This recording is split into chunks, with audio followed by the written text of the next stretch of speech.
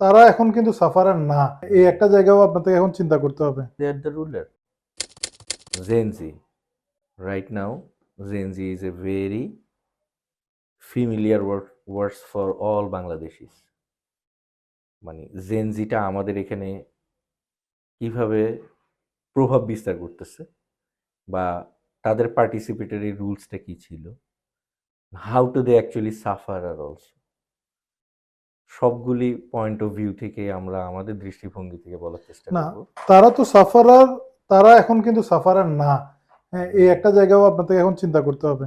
কিভাবে right now how they are sufferer, বা আপনি তারা কেন সাফারার না সেটাকে নিয়েও একটু, কেন কেন তারা কেন সাফারার না আপাত দৃষ্টিতে, কেন সাফার? কারণ তাদের হাতে, তারা চিন্তা করতেছে বা পুরো জাতি জানে এখন দেশ তাদের হাতে, তারাই দেশটাকে কন্ট্রোল করতেছে।